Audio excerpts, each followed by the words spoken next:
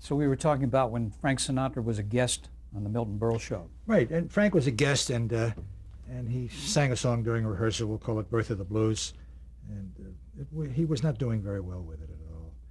And dress rehearsal was over. I went up to his dressing room, and he was sitting there. He had a bottle of Jack Daniels. I got sitting on the counter. He had a couple of drinks, and he said, "Not good, huh, kid?" And I said, "No." I said, "You got an album of this, Columbia." He said, "You can't use it because, Columbia won't allow us to, play any music on NBC." I said, "Well, they won't know the difference. I'll just have the orchestra play, and we'll put the recording behind it, and they'll just fake it. Nobody there will know the difference." He said, "Are you crazy? They'll show you for a fortune." I said, "Don't worry about it." He says, "You're crazy." I said, "Let's try it." I went downstairs, and we tried it. Nobody no audience, no nobody. And Milton looked at me. He says, "What the hell are you doing?" I said, "We're going to try this." He says, "You sure it's okay?" I said, "Yeah, it's all right. Don't worry about it." So airtime came, and the show was live. And we did it. And it was live, and Frank pulled it off perfectly, obviously. Lip synced. Lip sync. Show is over. Huge theater, huge stage. Once again, same place. Center Theater. City Center. City Theater. Center Theater. And now it's just, you got to remember, it's a theater. It's not a television studio. Show is over, boom, scenery goes flying up, and that's it. In 10 minutes, the place is cleared. The stagehand comes out on stage, puts down a work light. Okay? Everybody goes out the stage door. I'm at the back of the house, and I'm walking up on stage. And this lonely figure is walking across this huge stage past the work light, like a scene from an old movie. He's got his coat over his shoulder. He's got his funny little hat on. And he's walking across to slide out the front door of the theater where nobody is. And we're passing on stage, 10 feet apart. And he looks at me and he goes, that's all he said. That's all he didn't say anything. That's all he did. And that was it. 20 years later, I'm on the MGM lot, and I'm doing a special with Gene Kelly. We're rehearsing, and we're walking down the lot, and Frank's doing a movie called Never So Few. And he sees Gene, and they hug and kiss because they've done a lot of movies together. And he looks at me and he goes, and I just smiled. Beautiful. And Gene says, "You know him?" Frank doesn't say anything. He went, "Uh-huh." That was it. Now I start in with Dean, okay? And my ex-father-in-law, who was a hell of a guy, knew all the boys. Was one of the boys, actually. And after a couple of guest appearances with Dean, Frank looks at me one day and he says, "Hey, why didn't you tell me so-and-so was your father-in-law?" I said, "It never came up."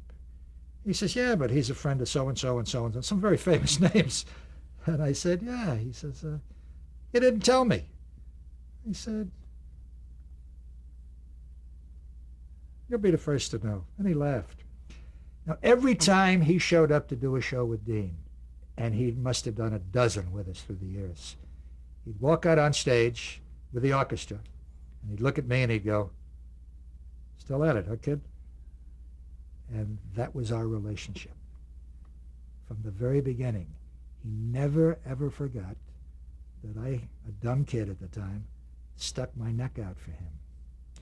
And every time Dean never, ever picked up a phone and said, "Hey, Frank, you want to be on my show?" Dean never called anybody. I don't think Dean knew how to dial. He never called me about anything. I never spoke to him on the phone. Never. I'd have to call Frank and say, "Hey, got a show. You want to do it?" He says, "Hey, I'll be there, kid." Terrific. And that was the relationship from the beginning. From the beginning. He was quite a guy. He was really, really quite a guy. George Burns. I did a special with George Burns and Jack Benny, and I fell in love with these two guys. And they liked me. And for about a year and a half, at least, every Thursday night, I would go to George's house for dinner. And dinner consists of Jack Benny, George Burns, and me eating pot roast on sterling silverware, platters, whatever you call that stuff, right? And the reason that I was there, I was the most important guy there, not George Burns or Jack Benny, me, because I didn't know the old stories. They had to tell me the old stories of their early days in vaudeville. And I sat there every Thursday night for 2.5 or 3 hours listening to Jack Benny say, George, tell him about the Bijou Theater and the monkey. And then George would tell the story. And then he would say, Jack, tell him the story about Frank Fay and so. And Jack would tell me the story. Now, they've all heard the stories 300 times. They can't tell it to one another. They needed me. I was the star. And I was eating my goddamn goulash or whatever it was, pot roast, and I looked forward to every moment. How exciting. One day, George looks and he says, Jack, he says, they call me the kid. He said, tell the kid about Frank Fay. And Jack says, no. He says, go ahead, tell him about Frank Fay. Well, Frank Fay was an old vaudeville performer who appeared in theaters and things like that. He was married to a lady by the name of Barbara Stanwyck, who was a movie star for a long time. But he was a wonderful performer, and he had a couple of interesting gestures that he used on stage. He was a monologist, and his hands were like this. Okay? That was his pose. That's the Jack Benny pose. Okay? So he says, tell him how you did Frank Fay. And Jack says, well, I saw this guy, I took a little bit here and a little bit there and the whole thing. And he tells me the story. And I'm sitting and I'm laughing. I mean, Jack Benny and George Burns are two of the sweetest men that you ever want to be around in your whole life. If you ever want to say, I want to be on a desert island with a couple of guys and you're not gay, you go, who else? George Burns and Jack Benny. And you didn't even have a tape recorder. Right. Now, finally, Jack Benny finishes the story about what's his name, about Frank Fay. And now he says, all right. He says, tell the kid about the cigar. And George, no. He says, that's all right. No, he says, tell him about the cigar. George says, okay, watch me carefully. He says, I'm going to tell you a joke. Now watch me carefully. He says, all right. First I'm going to do the straight line and the setup, and then I'm going to do the punchline. He says, all right. He says, watch me carefully. Why does a chicken cross the road? To get on the other side. And he stares at me. And he says, well, what did I do? I said, well, you use the cigar as a little timing device that you've always used, and pay attention. I'm going to do it again. All right, watch me. Why does a chicken cross the road? To get on the other side.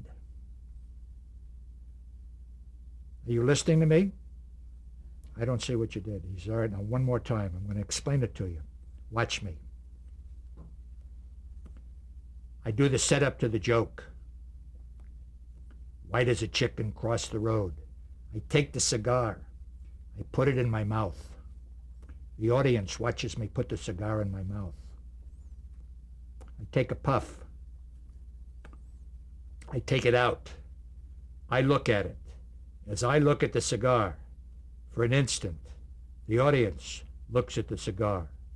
As the audience is looking at the cigar, I wet my lips. You see, I stutter.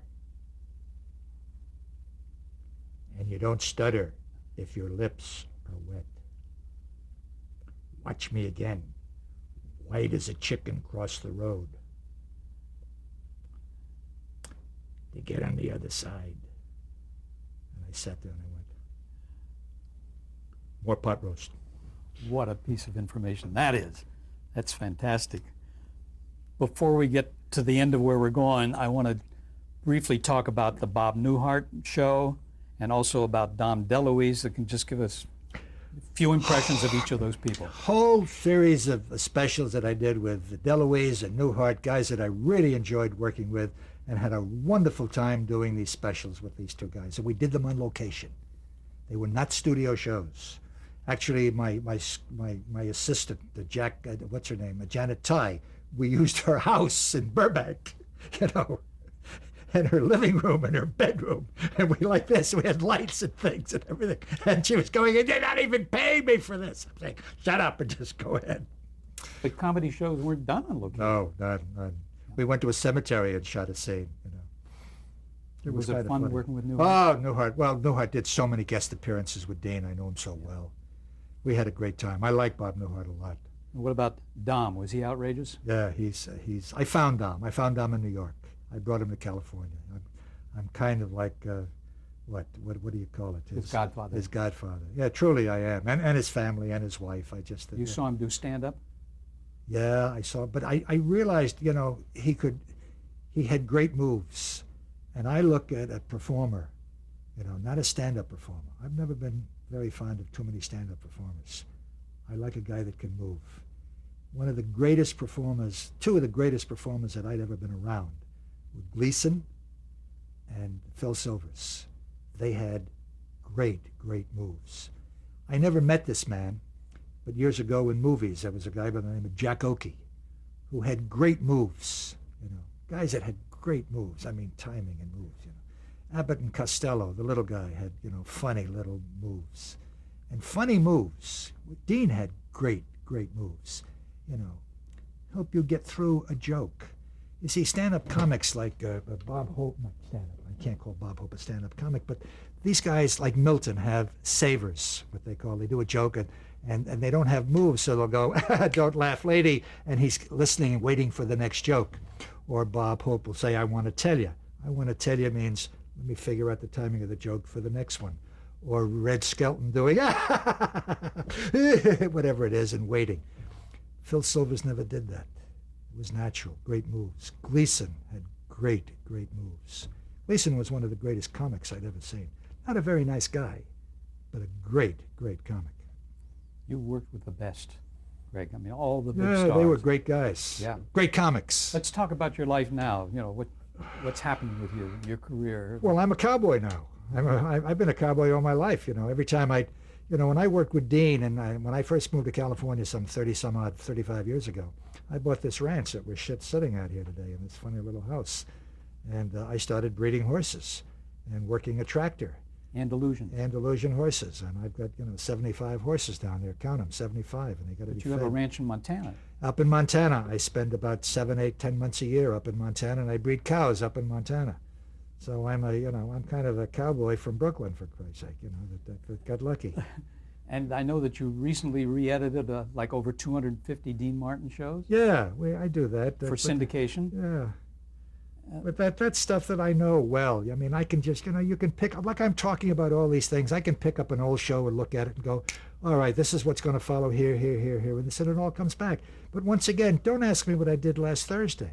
Don't ask me sometimes when I walk into the other room, open up the refrigerator and say, did I come here for a Coke or a bottle of milk? What is it? I forgot. Well, you've remembered a tremendous amount of But that's because it's all yesterday, see? It's terrific. I mean, it's helped us an awful lot.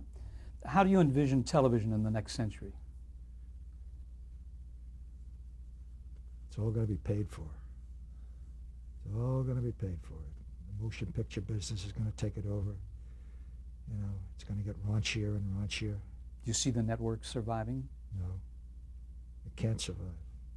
Look what's happened. What are they down to? 56% of the viewing audience? I talked to a guy the other day, very bright guy, nice guy too. His name's Howard West. He's an agent. He manages Seinfeld. And he sold part of the show that I've been doing, And we're talking about his big ratings and everything else. He says, yeah, but Greg, he says, look what we're in competition with. He says, Seinfeld is the #1 show, but he's got so many people that watch him, such a percentage. He says, when you were doing the show with Dean, there wasn't any cable and there wasn't any of the other stuff. He said 100% of the viewers were watching your show. So even though you were #1 or #7 or 10 or 12, you were getting 3-4 times the viewers that we were getting. But now it's, eventually, well, look what they're doing to me now. I live in Montana. I love professional football. That's my major vice in television. So I buy a little program, okay, with a funny little dish, and I pay $160, $70 a year to watch 12 games on Sunday, and I'm flipping all over the map. I can't even get in Montana a football game on Sunday now because the local channel is NBC and they don't have it anymore. So I'm paying, what, 10 bucks for 16 games? $10 a game. If I want to see a fight, I got to pay to see a fight. If I want to see entertainment, I'm paying to see entertainment because I'm subscribing to a channel, a group, a thing, a network, a cable, or something. My old shows are being sold on television for $21.95 or $22.95. And it's cute, but it's a racket, you know. You know, the guys say to me, hey, Greg, we want you to be our partner. I said, 50-50, like your deal with Dean. And I go, I don't want to be your partner. Well, 50%. I said, I don't want 50%. Well, why? Tell me why. I said, because I don't want 50%. I don't want to worry about the bookkeeping. Oh, no, we're an honest group. We've been along a long time. I said, good. I want 10% of the gross. You make $1, I want a dime. You sell it for $20, I want $2. Smart. Well, we can't do that. I said, why not? You just offered me 50%. I'm asking for 10. We finally made that deal. But they had no other way to turn. And I have, you know, and I don't care. Do you understand? I do. I don't care. I mean, it was like my attitude with the guy from, what is it, the E! Channel or something. Go away, leave me alone. Let me ask you this question. If you had never become a television producer and director, what do you think you would have been doing for a living? I've been a vet. You love animals. I love animals. I breed dogs, horses, cows. I love animals. I used to take 2 weeks off every April. Everybody knew this. There was nothing that went on. And I'd go to the University of California at Davis. And I'd be in the vet school with the young vets for 2 weeks, 8-10 hours a day, every year. And just monitor the classes. I loved it. That's what you're doing now. That's what I've always been doing. Yep. I do all my own stuff. I breed all my own horses. I study genetics. Do I miss show business?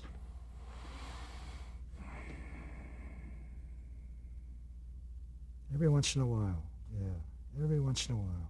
Like, what reminds you of it? When I see a Bob Newhart up in there looking at something, or look at Rickles and the way he can control an audience, or watch a commercial with Jonathan selling some local Chevrolet something or another, and I go, Jesus, these guys still want to be in show business, but I remember what they were capable of doing, you know.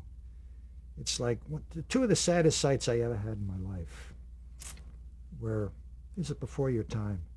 One was seeing Joe Louis knocked out of the ring. I almost cried. And another time was watching Willie Mays because he couldn't hit the fastball anymore. Two of the greatest sports, they happened both to be African Americans, but they could have been Chinese. It didn't make any difference. But it passed them by. Television's passed me by. I can't do a sitcom. Why? I don't believe in them. I can't laugh at what the stuff is going on now. So you went to No, I don't. I try not to watch it. I went to a movie 2 weeks ago in Montana because everybody said, hey, this is funny. And I went to see this movie. And you're right. There were 2 or 3 funny things in there. Something About Mary.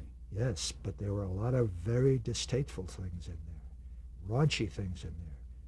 But that's what the audience wants to see, as witness to the gross of the movie is bigger than Private Ryan. And yet I went to see another movie that I just loved, The Mark of Zorro. I just sat there and had a great time. It was fun. Did you see that? Yeah. It was just fun. Antonio Banderas. Oh, all were great. And the girl was maybe one of, did you see the movie, Jenny? Catherine Zeta-Jones. Maybe one of the most beautiful white women I've ever seen in my life. Unbelievable. Yep. Now, Jenny, you got to do me one favor. We're all done here, right? Not quite. Oh, we're still taping. Got a few more things to do I didn't here. know that. Tell me this loaded question. How would you like to be remembered?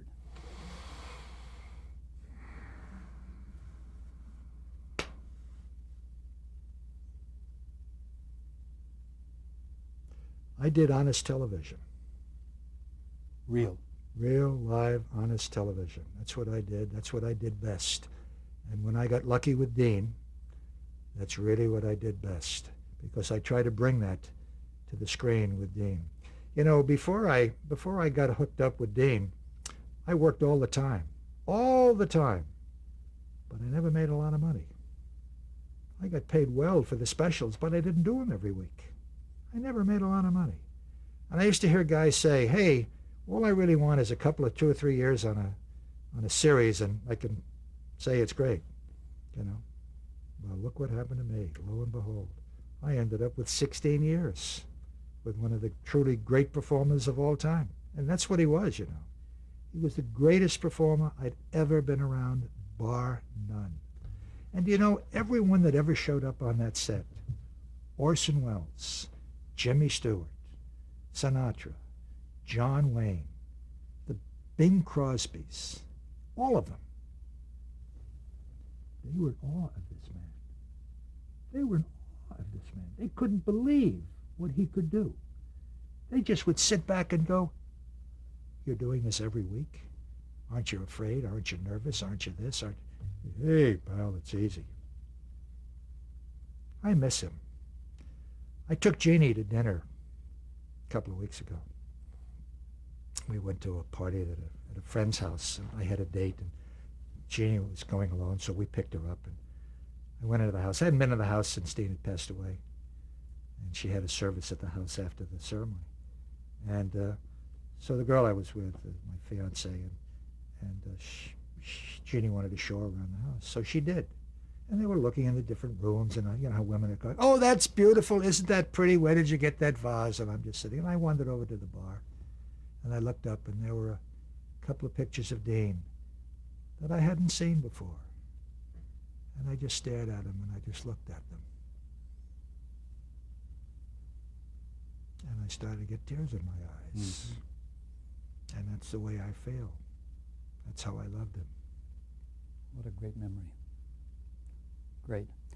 We're going to talk about a couple of people, not more than a couple, but not too many, people that you've worked with in the past, and just give us like a thumbnail impression of them. Go ahead. We've talked about Mike Wallace and Max Liebman and Pat Weaver and all those people. We didn't get to John Forsythe. You directed some nice of his guy, shows. really a sweet, nice guy. John liked horses too. He was very big at the track, and I went through a period where I bought some racehorses and stuff, and I used to see him at Nate and Al's restaurant, and we would talk about horses from time to time. John Forsythe was a gentleman, a really nice guy, and I really didn't know what the hell I was doing when I was doing that show with him, you know. Bachelor Father. Yeah, you know, and he would kind of guide me through it a little bit. And he'd say, "Well, what do you think of this?" And I'm going, "Yeah, I guess that's okay," you know. And I just wanted to keep going, you know. And he knew that, and he was very helpful to me. Real He's gentleman. remained a friend all these years. Donald O'Connor. I love Donald O'Connor. Donald O'Connor was just great. Donald O'Connor could do anything. Donald O'Connor could do anything. He could be a circus acrobat. He could be a great dancer. He could be a ballet dancer. He could be a singer. He could be a performer. He could work in sketches. He could do anything. And no one ever really gave Donald O'Connor a fair shake on television. Why do you think that was? I tried a couple of times. I did a couple of specials with Donald and Mitzi Gaynor. And they came off very well, very artistic and everything else. And he played a couple of 5 or 6 characters in one sketch, and they were very good. But he still wanted to do movies. Donald was a movie guy, you know. What about Tennessee Ernie Ford? Nice guy, you know. I did some specials, 2 or 3, you know, with him. And he felt he wanted to be in charge of everything, you know. And I just went, that's fine. He wanted to sing his funny little songs, and he did. He thought he was a comic, and he wasn't. He thought he was funny, and he wasn't. You know, so we had to cut all that stuff out. Jess Oppenheimer, you mentioned. Jess Oppenheimer was one of the... He was the best. There were about a half a dozen guys. Goody Ace. Goody Ace, Jess Oppenheimer, Nat Hiken, a guy by the name of Stanley Daniels, Harry Crane, guys that were really great writers. Great writers. Larry Gelbart. I did a show with Larry Gelbart in England with Marty Feldman. And what happened was that we sold it to ABC, and we're talking about titles. I became the executive producer of the show, and I called Larry one day. He was living in England, and I said, "Look," I said, "we're going to do this show with Marty Feldman, and I got to go back. I got all these shows to do with Dean." I said, "Why don't you come on and be the head writer, and you'll be the producer. You've never been a producer." And I did a major sales job on this, and I got him to agree. And we hired a guy by the name of Spike Milligan, and Levinson, who's a big, you know, major director now. Was it Barry Levinson? He was one of the writers, and Larry. And they started doing these shows in England. Well, here you go. Marty Feldman is a writer. Barry Levinson is a writer. Later became a director, a producer, whatever, and a good one, really a good one. And of course Gelbart is an absolute gem, and on Broadway and everything. He's won every award you can think of. And Marty Feldman, three guys who are writers, and one who's a writer-performer, okay? Now what did they do? They delivered Marty Feldman sketches to me here that ran 16 and 18 minutes long. It was unbelievable. I'd look at him and I'd go, what are we, crazy? You know, I'd have to take him into the editing room and cut him in half. Cut him in half, and they were still too long. They were just, pampering themselves. They thought they were doing a movie, a feature movie every week. And by the way, it was with Lou Grade Studio, and he was picking up the tab, and they were. And we had to cut him down and edit him. It was not presented very well on NBC because Marty was a funny kid. Angie Dickinson, you worked with her. Beautiful lady. Yeah, Angie Dickinson is a beautiful lady. I've had a crush on Angie Dickinson for 40 years. I saw her 2 weeks ago and I said, I've still got a crush on you, sweetheart. And she said, and I feel the same way about you, dear. She's just a great girl. She really is. Tommy Tune, who's very big on Broadway. Tommy Tune. We found Tommy Tune and brought him to... Gene found Tommy Tune, Kelly. And he told me about him, and I brought him to England, and I put him on the Gold Digger show in England and as an assistant choreographer and then as a performer. And he went on every week, and then I brought him on, and he did a lot of shows with Dean as an assistant choreographer, and then sometimes as a choreographer, and occasionally as a performer. And then, of course, the rest is history. Tommy went on and went to New York, and whenever he opened in a Broadway show, and he'd get a couple of notices or something, and he'd stick them in the mail, and he'd send them to me, and he'd go, "I'm doing good, huh?" He's a sweet kid, Tommy.